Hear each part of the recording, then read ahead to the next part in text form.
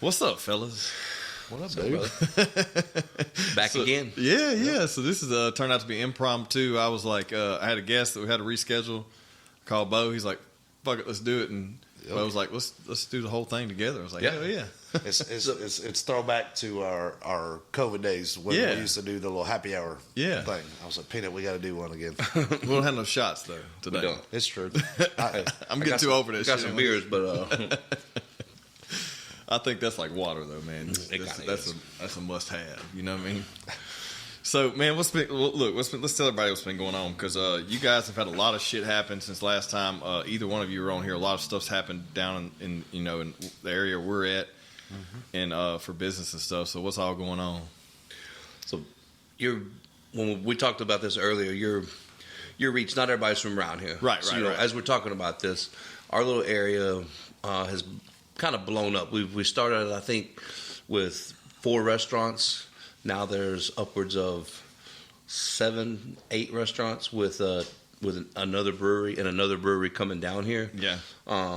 Which I think is neat. I mean, that's what we wanted it. We wanted to just kind of continue to grow that direction. And none of them are chains. Everybody's, it's either mom and pop, or they have, like the brewery, for instance, Red River Brewing. They like brew their own beer there, sell their little sandwiches. They got hamburgers, stuff like that. And then we got Flying Heart, which I know you've had. Yeah, have you had Ben on the guys? You've had Jeff on him? Yeah. All right, so Flying Heart, they got their own little thing.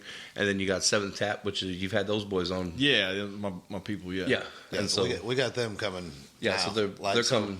I guess right around the time we did podcast with you last, we had just bought the block. Yeah. And so we had Louisiana Home Center was kind of on the end here. They found them another location in the East Bank that they were able to purchase. So we were left with an empty space, and Seventh Tap just felt like a really good fit. And then we got a big stage out back. Yeah, they signed a lease with us. They're coming. They'll be here, man, hopefully, 4 months? Yep. They've already demoed a whole bunch of stuff. And then the big thing is the stage, man. That's been the heartbeat down here, I think, the last few months. And our shows have just grown and grown and grown. We built this big, massive stage back there. Yeah, so those that hadn't seen it, it's almost like an amphitheater with table sitting out front, fire pit sitting, and then there's like lawn chair seating, so you can like bring your own lawn chairs, and it's all family friendly. Cornhole being played, kids running around, garage doors on the back of everything, so you can go in and out. I think what you've done here, everyone talked about this, and we talked about this before, probably not on the show, but just in passing. Everyone used to want to leave here because there was nothing to do. And when you went somewhere, they wanted somewhere like what you have now. Yep. So I think it's great that you guys have went places, emulated what you knew people liked, and then brought it back here. Yeah, you kind of take that vibe that's going on in Dallas. Kind of obviously your bigger cities all kind of have they have multiple venues like this. So, you might have one that's your favorite place to go listen to country music. Ours is, we tied it all in together, so you might be rock and roll one night, might be country one night. I think that's what's unique about ours. I would say that it's not just one stop for. So like 3 years ago, we were begging everyone to come down here, and man, it just wouldn't happen. It was like, man, y'all are crazy. That thing's, that's old Bossier, man. It's antique row. And I think we just kept piling money into it, kind of just working our way down the block. And now you see, I'd say in the last year, all this revitalization in the boardwalk, which is right next to us. There's plans for hotels, other phases of this hospital that's behind us. Topgolf just got, or not Topgolf, but Chasing Aces just got approved by Margaritaville. Like a Topgolf. Right. So it's just their own version of it. I believe, yeah. And so you see it all spreading out. And then I think I just read that live entertainment's coming into the old Diamond Jacks. You start putting all that together, dude. We had talked about this really being a viable district for years. And this last year, man, has been when we've seen it really starting to happen. It's pretty cool to watch. So I would say there's, from our block, there's about 10,000 rooms, so plenty of places to stay when people are, coming in town. You got the casinos that are there, so talking to for people that may be traveling. Right. Everybody's like, oh, what's there doing Shreveport, Bossier?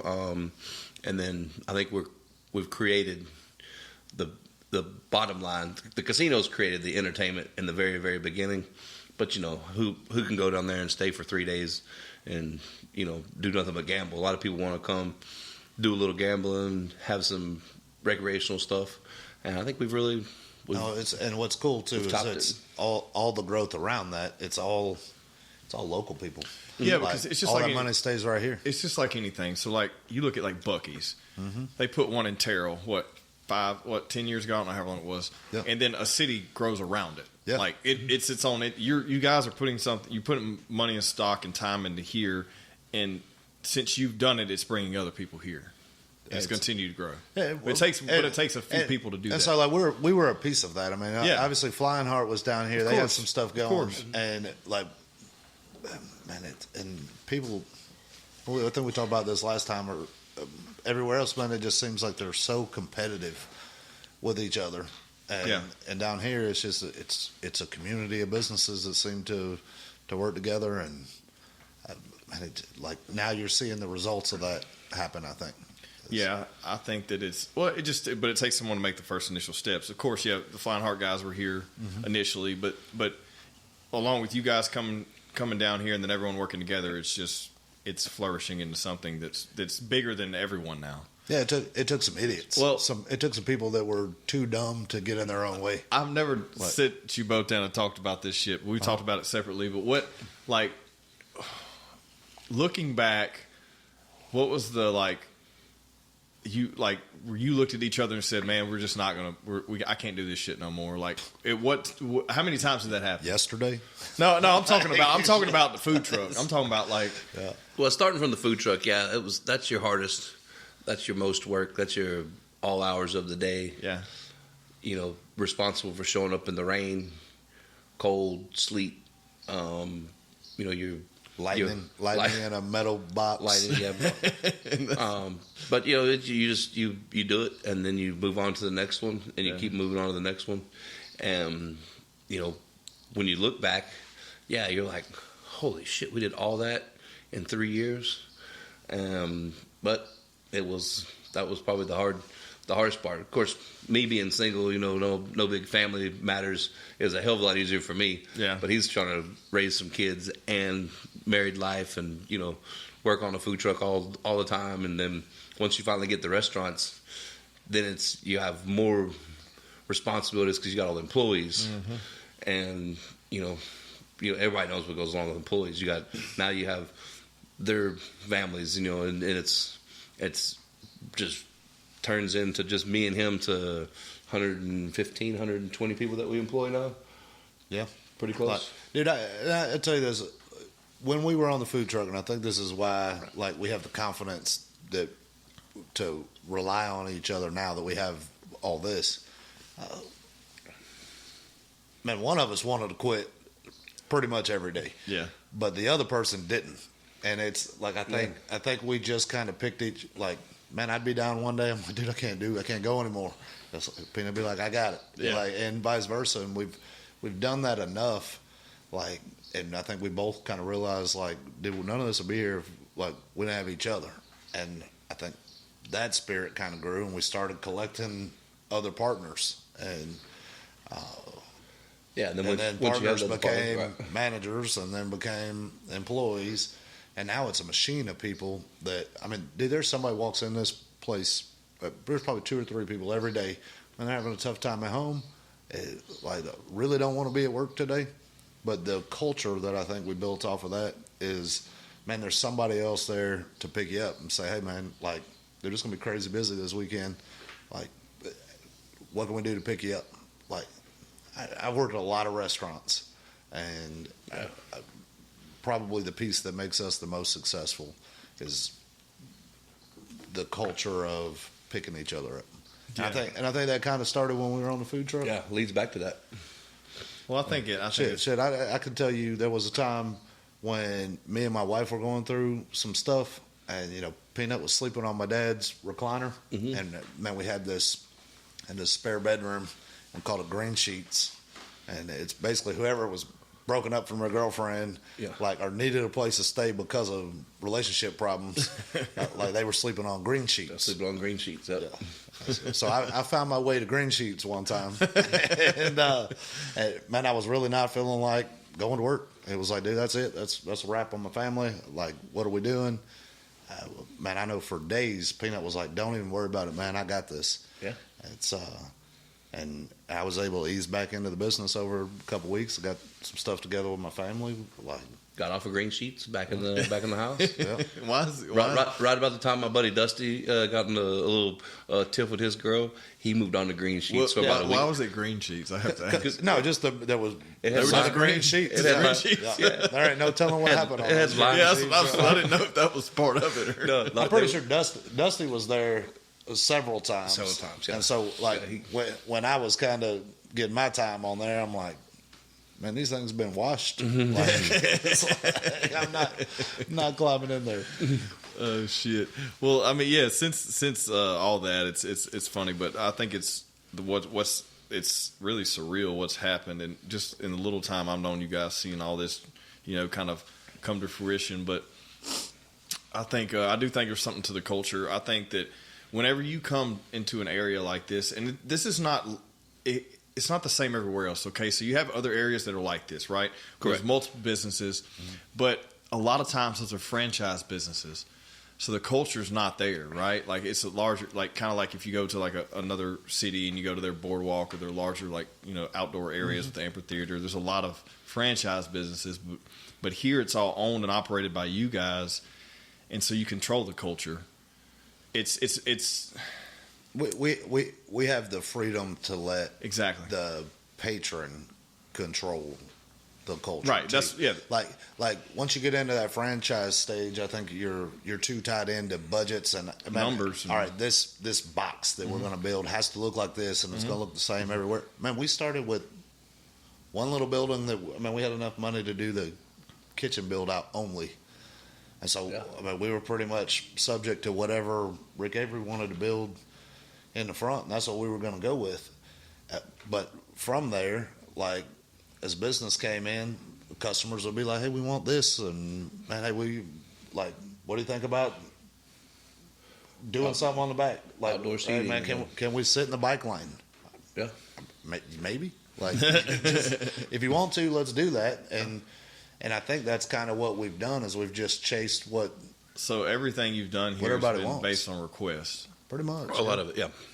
Yeah, because that's something we've never talked about, but that makes sense. I mean, so people were like, hey, can we do this? And most of the time we didn't have the money for it, but we were like, right, you made it work. Let's go get it anyway. Yeah. Well, we knew we wanted to do like live music mixed with, good food, because it keeps that whole entertainment thing going. Yeah. And so when we started our first location, it just had a little chair in the corner with, amplifier and a guitar. Mm-hmm. And then all of a sudden we get bands that's like, hey man, we want to come play y'all's place. We think it's really cool. Well, you couldn't put more than 3 people over in the corner because now you're eating up tables. And so we're like, all right, well, let's put a tent up out back. Let them start playing out there. Next thing you know, people were, sitting in chairs outside around them. And it was kind of, that's what COVID was where I think we really embraced, like, dude, we're just going to do whatever the public wants. Yeah. Like, because we were just in survival mode. But when we were down to, hey man, you got to live off of curbside delivery.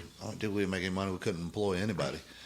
We called the city. We said, hey, it's open container district. Can we sit outside? How much of this space can we use? They said all of it.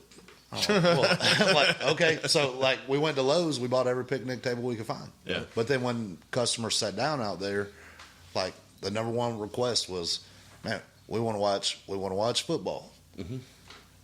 Well, we idiots, and we went out and bought a $100,000 video wall, and it, like, not knowing how that was ever going to make us any money back, but it was like, let's just do what the customer wants, and we did, and it's paid off, man. It's like, you've been down here for an LSU Alabama game. Yeah, it's packed. Yeah, well.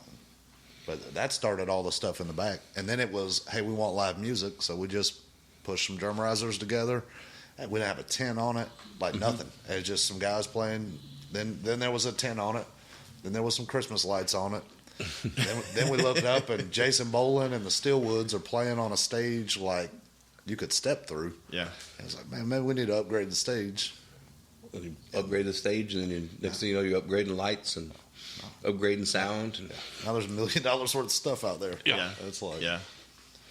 Well, I think that what's happened. I don't know what. I mean, it's been like a blink of an eye, right? So, not only that, you have a whole huge event center that's like an upscale event center down here too now, where the people can rent out, and use and utilize catering too. Like, again, we didn't have a plan for what to do in there. I think we wanted to do weddings, but it was let's do whatever the customer wants, and it's just people walk in, they want to do something. We don't want to turn away business. If we got the ability to do it, we're going to try. And I think we've done a high school dance down there. yeah, we've done middle school dances. Yeah. We did our first conference a couple weeks ago. Yeah, like a 3-day conference, like serving them breakfast, lunch, and dinner, and then letting them party in the alleyway at night. It was there's a fantastic. huge demand for that, because most of the time places, and nothing against these places, but you have these large conference centers or hotels, and they're stuck there.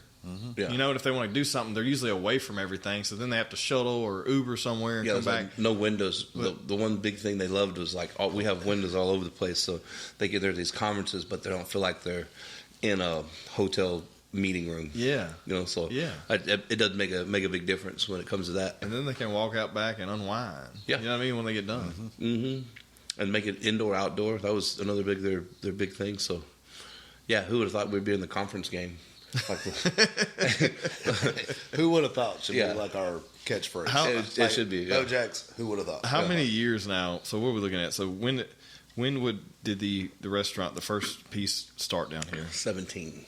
18. June 2018. You were May 2015 on the food truck, and then June 2018 on BeauxJax. So one business. Yeah. I mean, but we had the one that was in between that was like at the aviation center. Or You're saying down here? But down here was 18. Yeah, 17 is when we had the other. We were building it. Yeah. And then 18, this opens in June of 18 until now, where we're almost 5 years. Yeah, 5 years, crazy. and all this has happened in 5 years. Yeah, which is crazy. Some days it feels like 40 years, and some days it's like, dude, we just started this yesterday. Like, well, I just remember being here. Like, I've been around for a couple of years now, just seeing everything. Like, going from BeauxJax just opening to being cool, and then next thing you know, the axe throwing place opens. Next thing that started all of it, man. Was the first time it was dinner and an experience. Yes, and dude, I'm really glad like we were able to put those two things together and work together, because it's like once we figured that out. Once you and Doug quit butting heads. Pretty much, yeah. Like it's that's what he said, anyways. But no, that's awesome, man. It's I don't know if we haven't talked about it, but the stage collapsed in that. Yeah, well, I was going to get to that too. Yeah, but I mean, me and Doug were out there all day yesterday pulling wires and pulling lights down, and it's like, I mean, just up there, just the two of us pulling stuff out, and it's like, and we were kind of doing some reminiscing of like, man, how far we've come, like, and then how far the business has come. Like, it's pretty neat, man. It's becoming a brotherhood, I think. Yeah. Between owners and managers and a lot of our staff. Yeah, we started calling it the East Bank Mafia, and then the little shirts come along. Everybody wanted the East Bank Mafia. It's just a little catchphrase thing. Yeah, it works. It's kind of that's the new thing we're trying too. Is we've been doing a lot of talking with other businesses down here, and I think we're going to try to take that East Bank Mafia website and create a merchants association. Mm-hmm.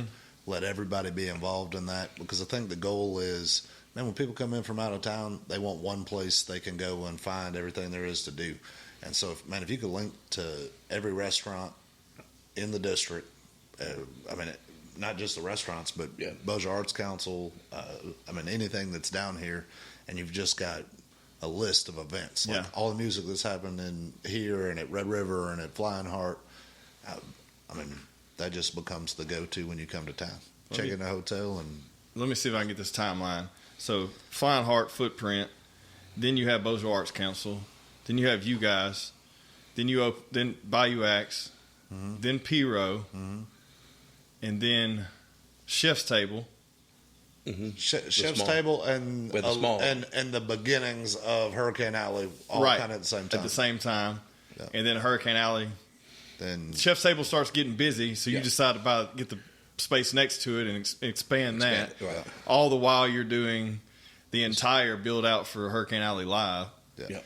And then all that gets to rolling, and then you have Red River Brewing come in behind that, and then you have Sugar Show open right down here. In the middle of all that, my studio moves here, and then after that, we have now Seventh Tap there on the end. You got Sugar Show, yep. Yeah, I got all of them. And Seventh Tap. I was trying to get that timeline correct, but because I've been here like just looking at all this whole time, like holy shit, like you run out of room, man. What are y'all gonna do now? I think a lot of us have like an addictive personality. Yeah. And it's like we don't know how to get still, man. And even now, like, okay, we're to the end of the physical block. I mean, that's 2 city blocks. That when Seventh Tap comes, that's the final piece. And where do you go then? And we're already talking about some other projects. Shit! And then the packaging company is something like that's another thing we haven't talked about either. Yeah, that's a whole nother. Yeah, so let's talk about that a little bit because a lot of people don't know about that. So this would be a good time to kind of let them know what's going on. Yeah, especially for people that aren't from around here that may want to be looking into, hey, how can I find some good gumbo and they live 500 miles away. Yeah. So we're in the very beginning stages of being able to package it, ship it to your front door. There's a third party that we're working with that'll help us cut a bunch of the shipping costs. But it may make it where you can have gumbo, red beans, basically any one of our kind of staples that we have on our menu. Well, there's like 9 different products. Be able to go straight there. And then the seasoning line that we're creating, which is it's going to have all your Cajun seasonings, and then the little barbecue company that me and you come up with. Yeah, we're the crew Q. Yeah. Q crew. Q crew. Yeah. BJ's Creole. Q crew. Yeah. And so we're going to come out with that little line too, and you'll be able to say, hey, I want to throw some pork rub on there or something like that. But it's going to be kind of a one-stop shop. It's going to be online. We're in the very beginning stages, like I said, right now of it. But look for some of that stuff to come forwards I'd say the next 6 months for sure. So people probably don't know what we're talking about. Like when we very first started BeauxJax, the only 2 people that could do the gumbo, me and Peanut. And Peanut did it better than me, but you couldn't really trust anybody else to do it because you're developing a roux, and you can't manage a business from being over a pot of gumbo or red beans all day long. And man, we were missing everything. I tell this story. Sometimes we had about $600,000 worth of product go out the window that we never charged for, just an overportioning. Yeah, holy shit. Man, we had money getting stolen from us, because we're trying to stand over a pot. Mm-hmm. And Peanut's I guess one of our purveyors came to you and said, hey, there's a place I think we can develop some of this. There's one opening in this company that's in Kenner, Louisiana, and dude, they represent Popeyes and walk-ons. So Peanut was down there 6 months, going every weekend to the New Orleans area, and they developed a gluten-free gumbo that's boil and bag. They developed created our own line, our own line. So the line's already been created as far as food-wise. Right. Now it's about how can you get distribution behind it. To wholesalers and to homes, consumers. Mm-hmm. But the thing is, we stumbled into that one. It's we did that for our business, and then it's man, dude, we just saved all this money on food cost. We get all this consistency in our product.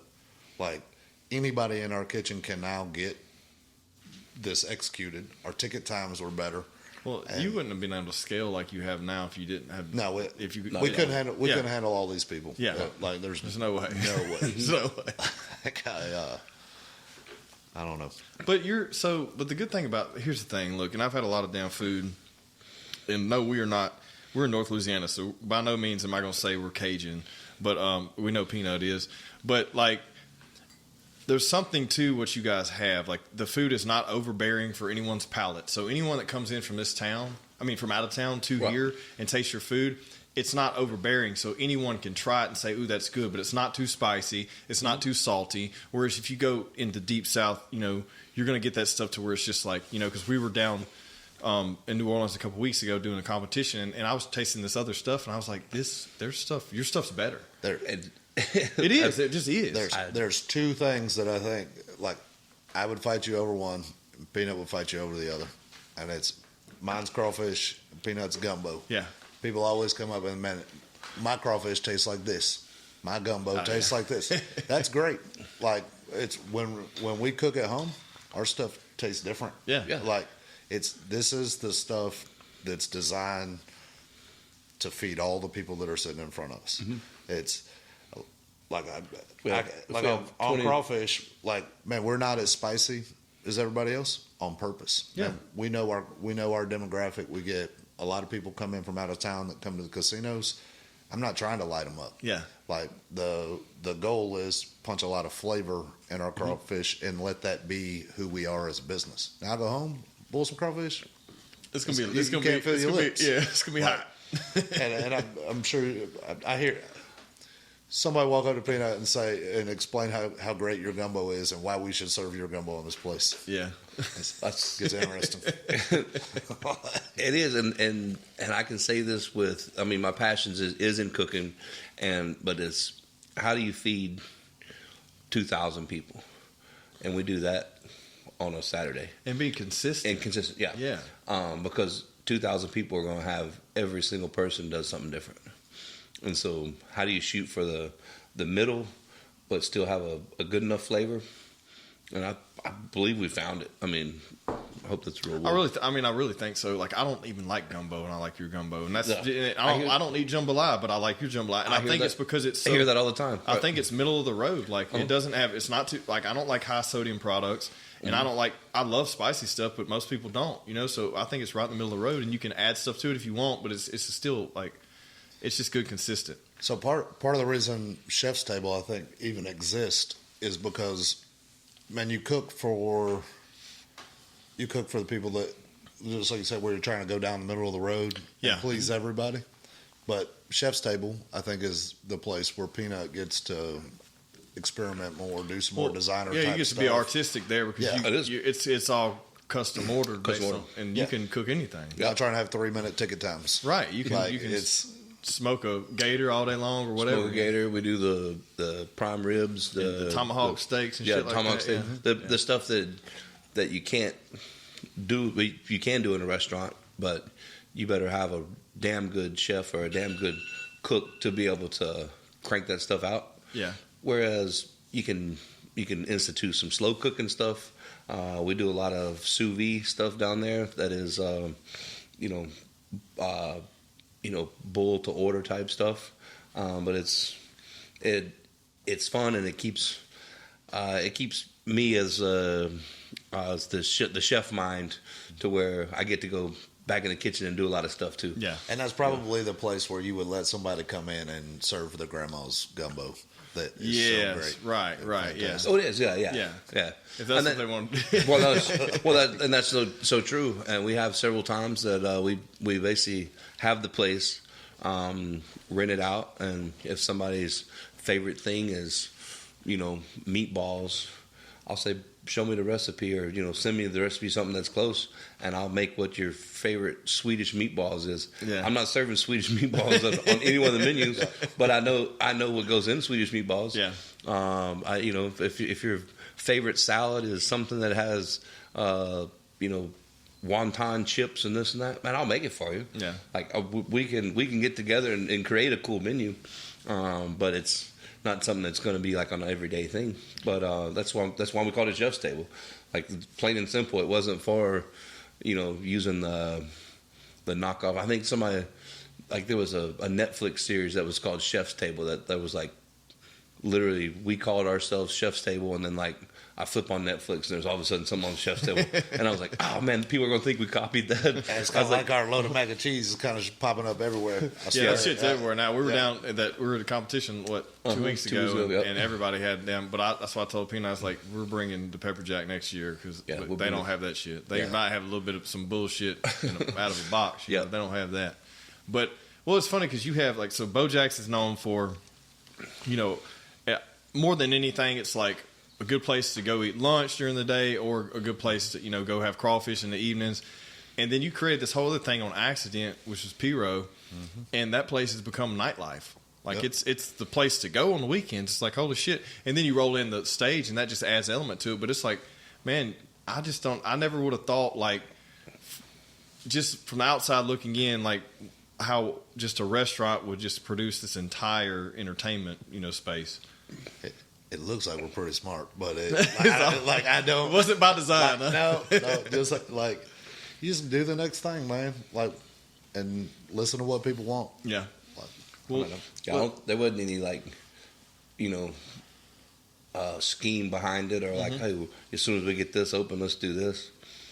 The business side behind that was, man, that building became available. Was word on the street another Cajun place was going to try to come in next door to us. They would play a little defense. Yeah. And it was like, Pina, how quick can you get a concept together? And we sat down and hammered some ideas out, and literally we're building that building before we had a menu together. Yeah. We didn't know what it was going to be. I remember I remember you were doing demo and there was a bunch of old stuff in there. Look at this, some old printing equipment or something. Remember all that stuff? Yeah, it was stuff from the 1940s. Yeah, it was a printing press. Yeah, the size of this table, 25,000 pound printing press. Yeah, it was massive. Yeah, we had to drag it out with chains and it just scarred, dug into the concrete. Ripped the concrete up. Yeah. No, it's cool because these buildings that we're remodeling. I keep leading back to the people that aren't from around here. Yeah, these buildings were built in 1906 to 1910. So you're looking at everything down here that's in this area is all 100 years old. So you can't go you can't build. You can make something new look old, but you can't do what we're doing, which is you got the old original bricks. Yeah. If you're watching and you're deciding how you're going to build a restaurant, build it from the ground up. From the ground up, not this way. This is our. You're doing a restoration project all the while trying to build out. Yeah, start over. Yeah, we could have plowed the whole place. You could have saved a lot more money that way. Huh? Oh, but I mean, dude, it wouldn't be what it is. It'd look like a regular shopping center that you see on every corner. In the middle of something that's a district now. Yeah. And so now it's that's the cool thing. I would say the other people that have come in.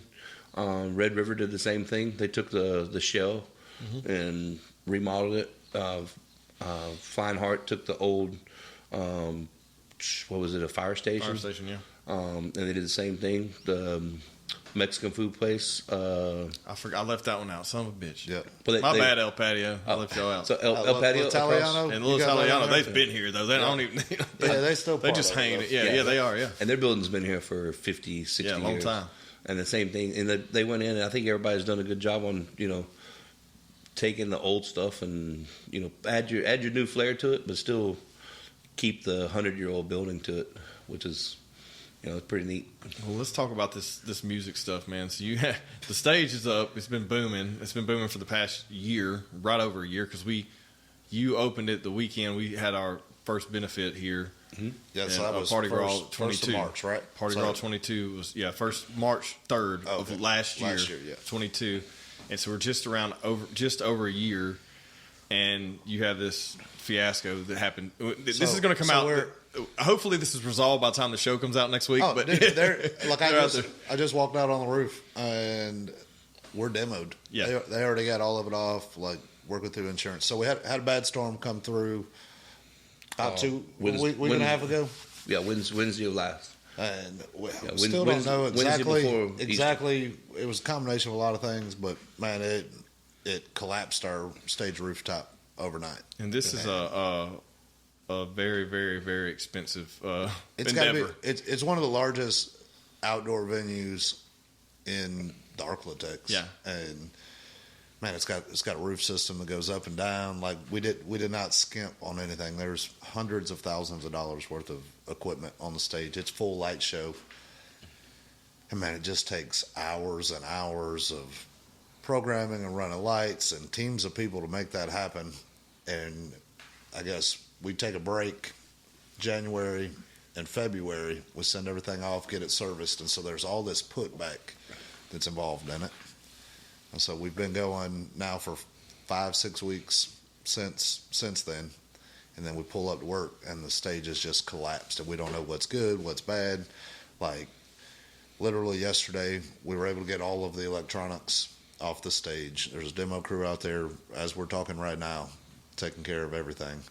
And we're testing equipment to find out what still works. But this weekend, the plan is to be back on that stage without a roof, playing music again. Hell yeah. Okay. And I don't know. There's a ton of momentum that we've built there that, man, we do not want to lose. We want this to continue to be the spot to go every weekend. And that's, I don't know. I think this is part of owning a business, but man, you go from like being all the way at your highest level to just that gut wrenching. What are we going to do? How are we going to make it? But I think we've just been through that so many times. It's like, well, let's call everybody and get them to work. And well, that's my next question. Was like, how does that feel for y'all? Like, because I mean, you've already been through it so damn much. Like from nothing to not. You're like, we lost a patio rooftop twice. Yeah, there was a hurricane. I lost the food truck on the interstate one time. Came off the truck. Yeah, like destroyed everything in it. Yeah, like it's just another day. Like that's really what it is. Ice storm. We lost some stuff during the ice storm. That's I don't know. You keep it going. A lot of people, rely on the insurance companies and all this. I think this, may be the first time that we've actually taken an insurance claim before. We're just like, let's build it back. Yeah, this is like the only thing slowing anything up is the insurance process because you got to do everything the right way and take photos and everything. But yet again, this is the most expensive one that's ever. But I can say this with 1,000% confidence. If we wouldn't have taken an insurance claim and we put a GoFundMe page up there, dude, that thing would have been paid off in the first hour. If I can tell you how many people have texted and offered support and said, I'll come out, I'll do this. Man, this morning my contractor had to go pick up some straps to hook to a skyjack that will recorrect one of those poles. And they stopped over at Maytech and they said, look, no charge. Here's the stuff. Go back over there, tell them thank you for what they do. Man, the community has just been unbelievable in supporting us from since we've been a food truck. But well, I'm gonna say this because y'all are too humble to say it, but this is not a party spot. It really is an entertainment district. This is not somewhere where you come to get shit faced. It really isn't. Now people do come down here and get lit. We want you to unwind, right? But this is not a party spot. It's not a frat party. It's an entertainment space, and like some people get the wrong idea or may have that from the outside looking in who may be afraid to experience it. And this is from if you're in any other area, just to put it in perspective, it's like you can come down here with your family, have a great time, and you're not going to run into no drama. Security is number one. Yeah, I think that's our top priority. Make it safe. Like I put that above our food. Like it's got to be safe. We do a lot of work at that. We believe that it's not a security guard, some jacked up dude with security written across his top flight. Yeah, no, we hire the off duty officers, and we want them to carry their gun. We want them to carry handcuffs. Yeah, because that means you act up, your ass is gone. But the flip side of that, I think we have the right officers down here. Correct. Yeah. Like Roy with the marshal's office, him and Chad, they get the right people down here. And Cole are here all the time. But like Roy, big jacked up dude, man, he bakes. So and he brings cupcakes down here for everybody. Dude, he has made friends with, I think, any of the regulars that come down here. They're not here to run people, but then again, if something was to come up, I like that they're able to, and it's not just a big guy in a security shirt that's going to walk up to you. This is going to be, hey, man, you might want to leave this place, and that's what I love about our guys. And we're zero awesome. Tolerance. So I mean, if you're watching and you're planning on coming down here and partying, hey, just be an adult. Yeah, be an adult. Because otherwise, we're going to ask you to leave, and we're going to tell you, hey, don't ever come back. Yeah. Because how many times have you had to ban people? Oh, there's a list of them. Like, is it like once a week, or is it like once a month? I don't think it's once a week. It's not once a week. It's a couple times a month. Yeah. And it's man, I get it. I was 21. I was buck wild. That's not what we're looking for, man. We need something for people that, man, are going out on a date with their wife. Yeah. They probably got kids. They got to go to work on Monday. Yeah, they don't get to get out much. Yeah, they've had a tough week. They want to come unwind, have a couple beers, eat some food, listen to some music. In our mind, that's what our goal is. That's what we want to create. You don't always get exactly how you want it, but we're getting pretty close. What about music? What's that look like? Because y'all have such a wide variety of musicians you've been bringing into here, from insane tribute bands to some big artists. It's just crazy. Man, all right, so it depends on what side. Go ahead. I'll tell you when we started. We started with, I want to say, we had your group from Pirogue, yeah, Pirogue, 22, yeah. Which Miley Ringwalds, which is a tribute '80s, and they're actually, and they're famous from. I mean, I've seen them. I've seen their post being like they're in Indiana and stuff. Like they travel. It's not like they're just a right here band. I actually think they're from New Orleans anyway. Yeah, I think they're from New Orleans. And then right after that, I think we did a paid concert that was like Stone in the Rue, which is a Texas country band. And then we found out real fast that paid is not the way to go down here. Like free concerts. So it's a pain to run a ticketed show. When I tell you work a deal with a musician, so you pay them a guarantee, then they normally have like a back end deal where they get 85% of ticket sales. Okay, but we have to develop an expense report that says, hey, we paid this much in security, we got this much price on lighting, and it's all so subject to whatever you want it to be. It's not, to me, it's not a very honest business model. Gotcha. And then on top of that, you got to come up with staff that can work the gate and take tickets, and if we're going to do music 5 nights a week, that's too big of a hassle to execute.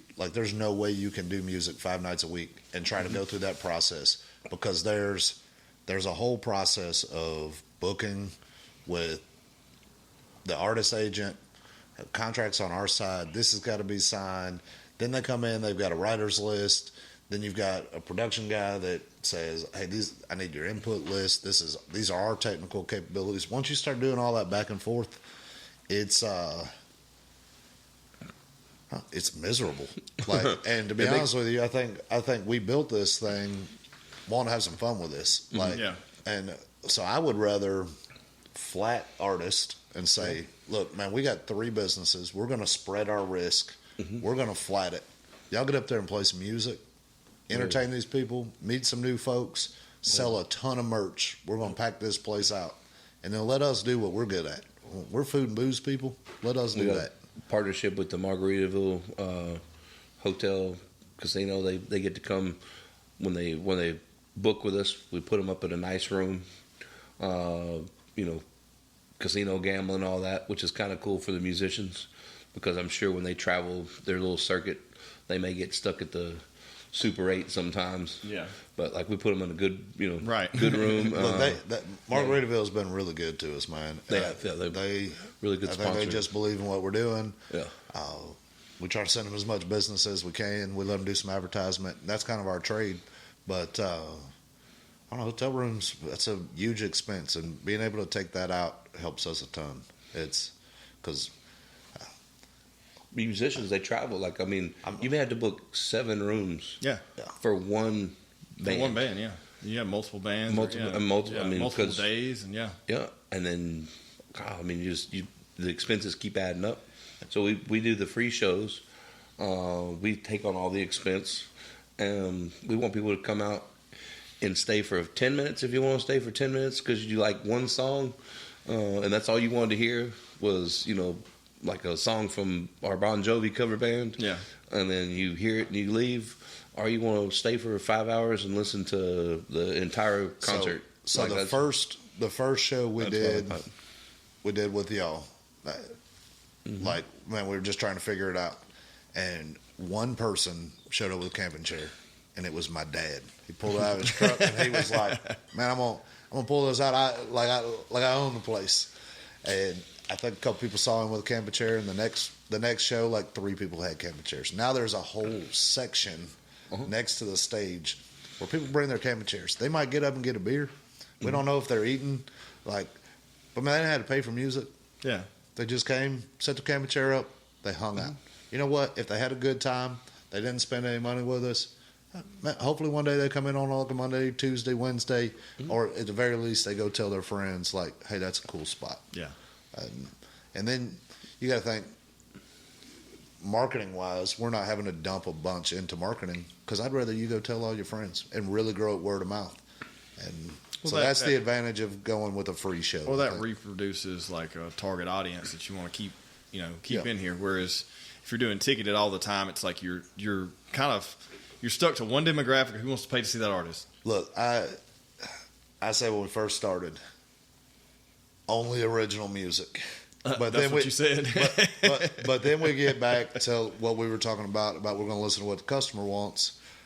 I'm pretty sure there was about a group of 10 people that were regulars at BeauxJax came in, and they were like, "Look, we collected like $500. Will you take this $500 and put it towards?" It was a Van Halen tribute band. I was like, "Keep your money. Like, y'all been coming here long enough. We'll see if we can book them." And so we booked them. And I was like, whatever. This is for them. We're still learning what we're doing. Dude, 2,100 people showed up to that show. Yeah. And I was like, Brian was like, tribute bands every weekend. And I'm like, dude, like, I still want to keep it mixed up. Yeah. But the tribute bands are out here because that's what people are asking us to do. And when I say that Van Halen, dude, he did like an hour show of like Hagar, and he did like an hour and he changed clothes. Like he come out and did like the whole thing, and we had to talk to him after the show was over. They were kind of in our green room, and they were talking about it was one of their most fun shows. And these guys travel; they travel the country, and it was one of their most fun shows for the musician to come out and play. That's another thing too, because and that made us feel good. We're like, you have a venue it's just over a year old, and you have all these artists that are wanting to come here, that are blowing y'all up to come here. They are. You know what I mean? Let me apologize right now to every band that is trying to get a hold of me. Yeah. Like it's like most venues have like a bunch of booking agents.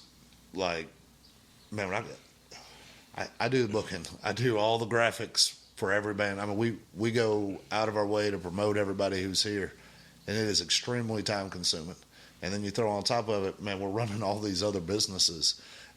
Like, I'm sure bands are like, I can't ever get in. I can't ever get through to anybody. Dude, I got 900 missed text messages on my phone. I'm doing my best. All I can tell you is please keep sending your stuff. Hopefully I'm going to click on it. Like, we want to give everybody a chance. We want to mix it up variety-wise. We want original music. We want South Louisiana. We want some rock. We want horns. We want all of it because we want to hit every demographic that's out there. There's only so many days in the year, and we book out so far. And then syncing it up with other people's calendars is tough, too. You're booked out like 6 months already, right? Well, you'll see like local musicians that are trying to book next month. Yeah. Well, I'm 6 to 8 months out, Exactly. but I have to be because we're also trying to bring in regional and national acts. Yeah. And dude, they've already released their fall calendar. Yeah. Like, we don't know what we're doing. It's like, that's all I can tell you. It's working though. We're doing our best. Yeah. Yeah, I think one of the best artists that we've had, who's all over the radio now, Corey Kent. Corey Kent has a song that's like Wild as Her. and it's blown up. I mean, Went platinum.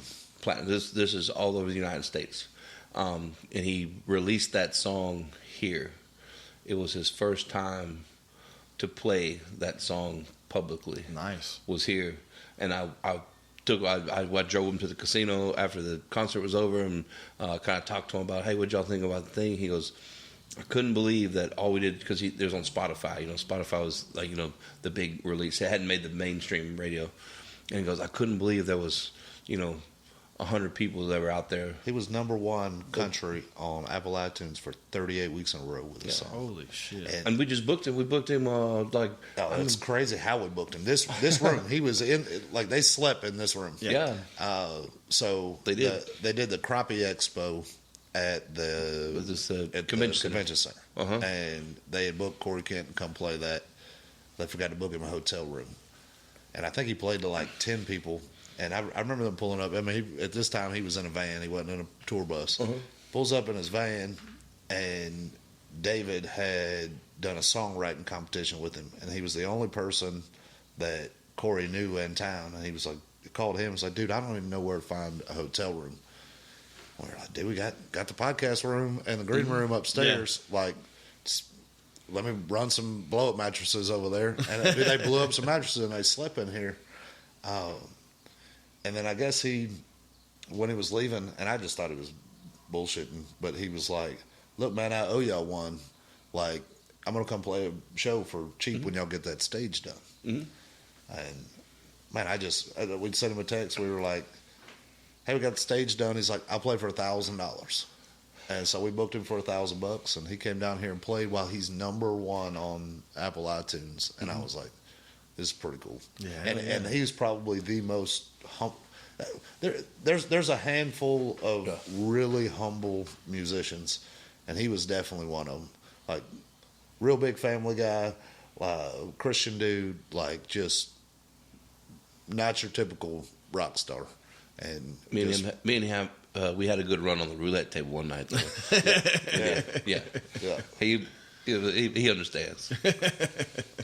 Still on the circuit, but really but now he's touring with like Jason Aldean. Yeah, like literally. He was supposed to open for Parker McCollum on the first show, and then Stillwoods ended up taking the reschedule. Yeah, because I think he's literally out on the road with like Jason Aldean. Shout out to Brad Gaines. So the Stillwoods, their tour manager, man, they were blowing up, busy. They're touring the country. They're on their big Prevost bus, and Brad let them book a show on like our crappy stage. They came and played that. They came back and played the big stage, but in that process of getting from that little stage to the big stage, man, John Vance had all the technical stuff and had his ideas of what he wanted, but Brad would call us and give us input just all the time on, hey, you need to have this. You need Guitar World over here. Like, if you could do some stairs over here. So I always joke around with him. He called me when they played in town. Was like, hey, I'll give you passes if you bring me some mac and cheese. And so I went to the show, and man, I joke with him. I always tell him that's the Brad Gaines Memorial stage at Hurricane Alley. I think he likes that. But that's been what's really cool about the whole music thing. We relate to these musicians so well because we did the same thing they were doing. Just instead of playing music, we were cooking po' boys. Man, yeah. We drove our food truck all over the country. Yep. Like, we slept in the food truck. Like, and they do the same thing. Yeah, it's not near as glamorous as like everybody makes it. None of glamorous. Dude, it's brutal and like there's nothing. Yeah. Well, for them, they wake up and they're like, they don't even know what city they're in. Yeah. They're like, hey, it's like every day. Well, did you ever think y'all would be this linked into the whole music thing? Like, No. That's something that's just a whole other part of it that never would, wouldn't have come about had, those little things develop, Yeah. We wanted to have Whiskey Myers. That was one of our big people. We're big Whiskey Myers fans. Way too expensive. Well, they were. Met 'em. They were, but they were in town for a 2-day show here in Shreveport, and they invited us personally to come backstage, and because through one of the music people that we mutually knew. Next thing you know, they were out playing. I think they played around a golf here in town. And all this this is a funny story how this started. So Jamie is their bass player, and so him and their percussionist they rolled into BeauxJax off an Uber. Yeah. And the Uber had turned the wrong way. It was supposed to be taking them somewhere else. I think he was trying to take them to Saltgrass or something. And they ended up here. And got to talking to him, and I knew who they were instantly. I've seen Whiskey Myers a lot of times. Started talking to him, and then he starts talking about really getting into these Viking shows on Netflix. And he's like, "Man, I went to Academy and I bought me a spear." I was like, "Have you thrown that thing yet?" And he's like, "No, dude, I'm dying to though."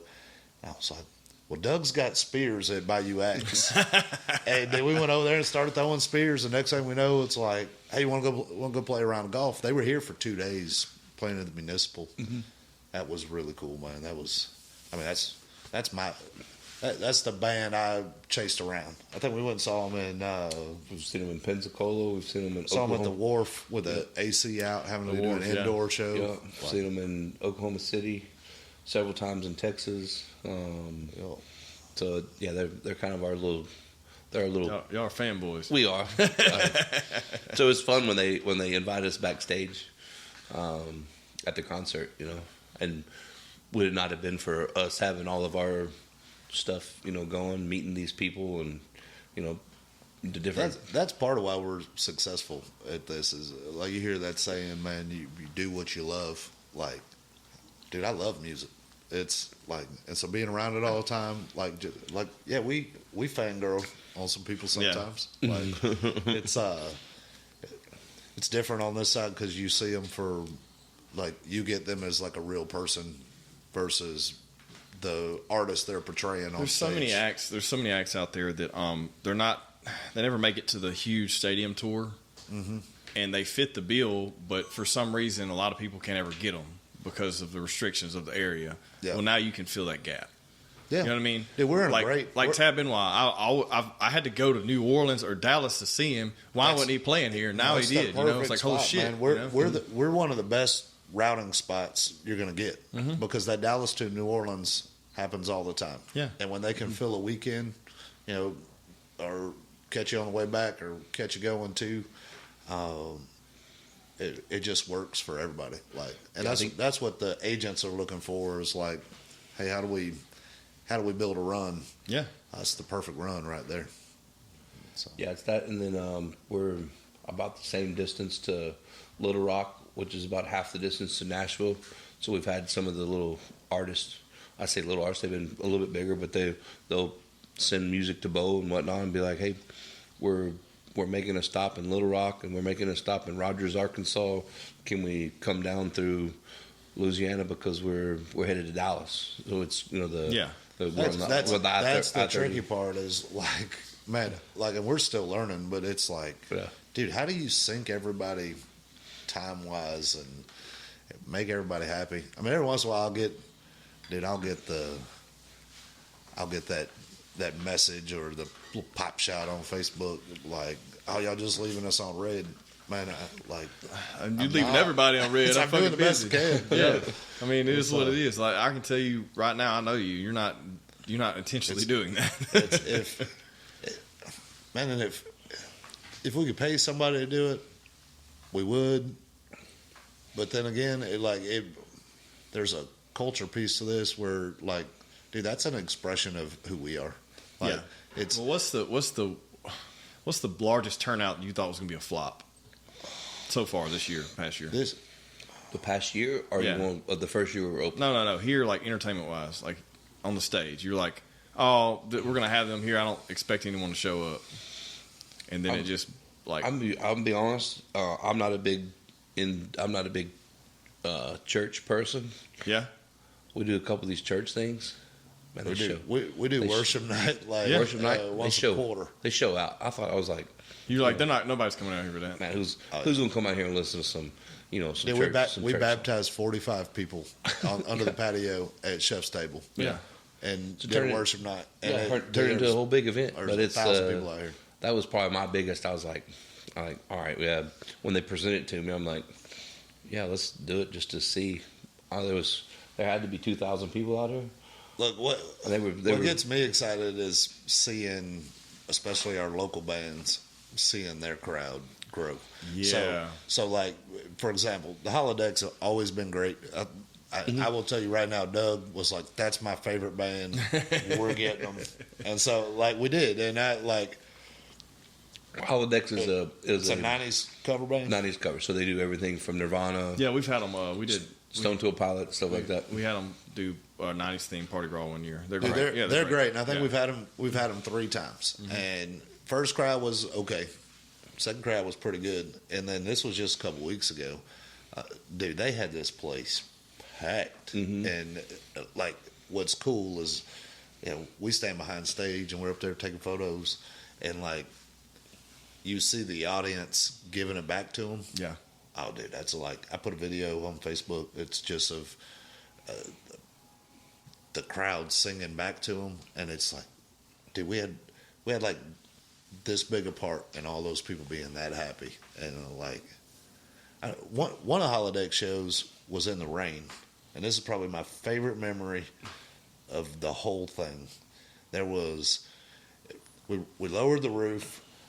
It was the first time we'd ever done that. We'd just gotten waterproof speakers in, and we were like, we're going to test it out. Like, don't stop the show. Just keep going. And a whole bunch of people stayed out in front of the stage. And there was a dad with two boys. I'm assuming were his sons. And they had to be like 10 years old. And, dude, the dad started headbanging, and it was the first time like those kids had ever headbanged, and they're just covered in water, and they're right at the front of the stage, just like slinging water on each other. I bet they did that for like an hour. And it's like, man, those kids are never gonna forget that. Like, that's gonna be one of their happiest memories of their whole life. I remember when we were with Dad headbanging in front of the stage. Like, that's what makes all the bullshit that goes behind this makes it worth it. Yeah, like, I mean, it makes sense, man. It really does, because you develop something down here that it can't be duplicated anywhere else, because the culture can't be duplicated, right? I mean, it's gonna be something completely different somewhere else. But as it sits, where it's at, and what it does, works. It does. And it works for all applications. By the grace of God. From man, someone, from someone getting baptized, to someone having a wedding rehearsal dinner, and then partying out back with with random patrons, to a corporate event, to crawfish cook-offs, to military appreciation. Yeah. I just think it's crazy. Like, we do weddings at Chef's Table, and then I've seen breakup parties and divorce parties at BeauxJax, where you take your ex and you put them on the. I didn't know that was a thing. And you throw axes. I didn't know that was a thing. You put their picture on it. Oh, dude, you bring all your friends with you. Like, this person.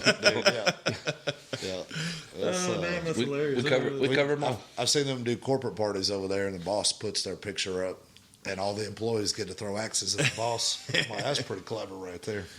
Oh, that's hilarious. But again, it's just people doing, like, they come up with this. Like, we just give them a space to do it in. My favorite thing about BeauxJax is the pictures in the urinals. If you go to the men's bathroom and you walk in to take a piss, and there's a girl laughing, pointing down at you laughing, it's the funniest shit ever, man. Oh, dude, I love it, man. I love what you guys are doing out here. I'm excited.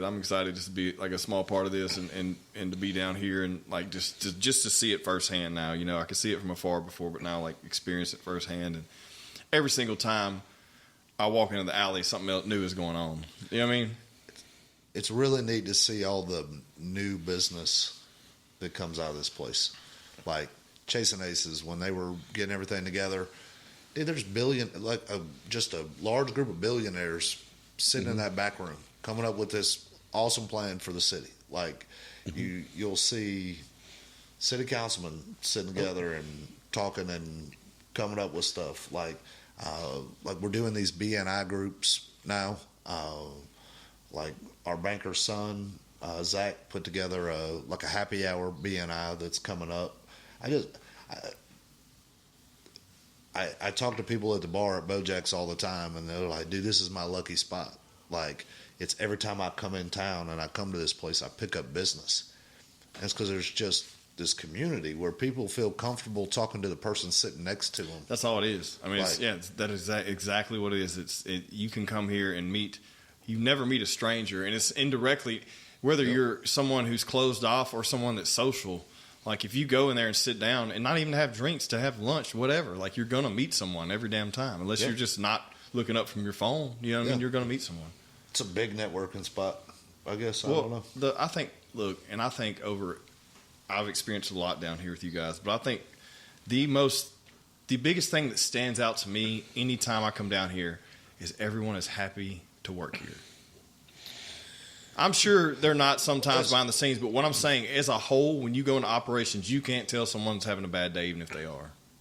Yeah, it's like we preach the leave it at the door. Yeah. Like,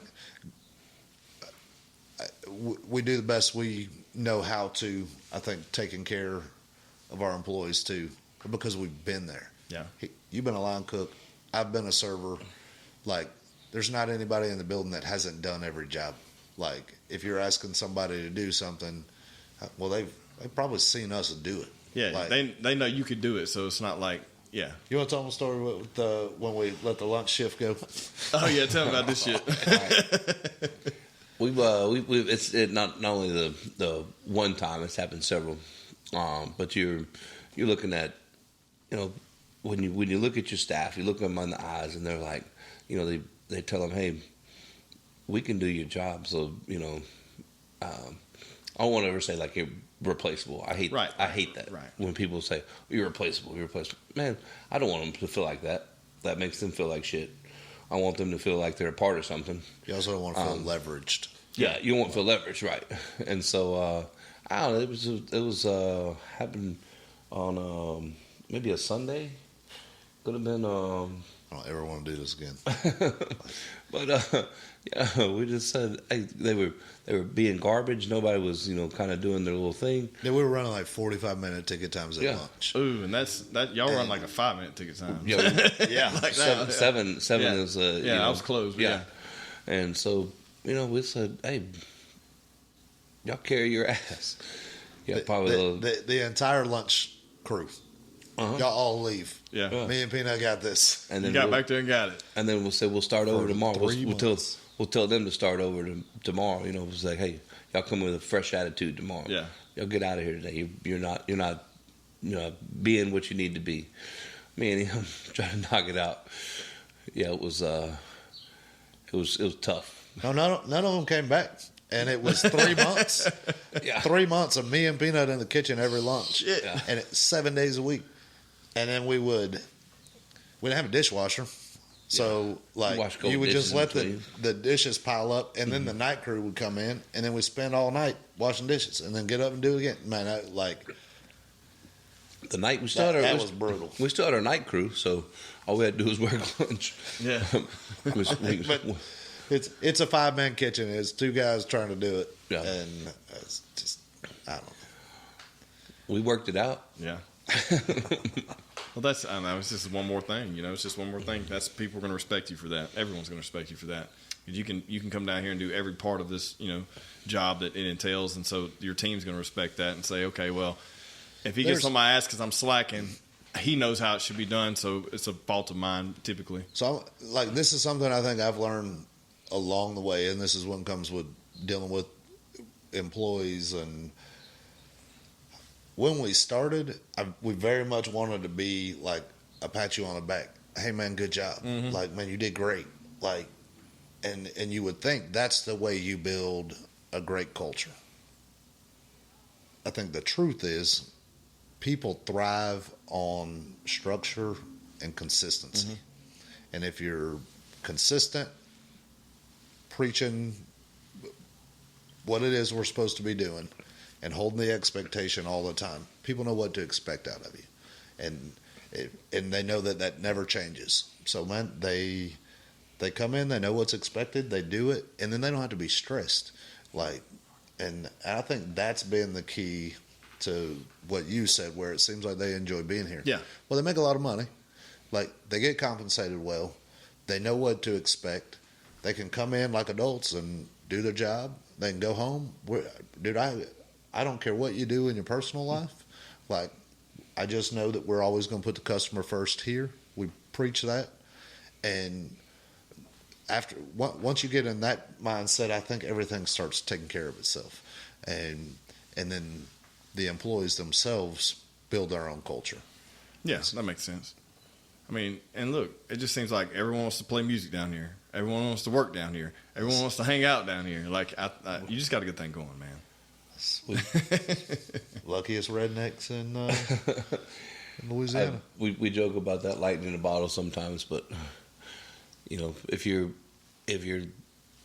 not open minded enough to accept it and just literally be like, man, we had some good breaks.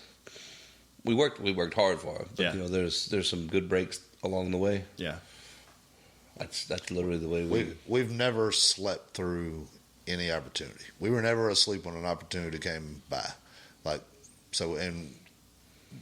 Whereas most people, it makes sense. That's a good point. It's got to be present, man. That's half the battle. Just show up, tie your shoes, go to work. If an opportunity presents itself, you take that opportunity. Take the opportunity. It is. And don't overthink an opportunity. Yeah. You know in your gut if it's a great opportunity or not. Trust your gut. Yeah. Do it, and then put whatever work goes behind it. I think everybody else tries to plan it out and say, man, these are all the reasons this won't work.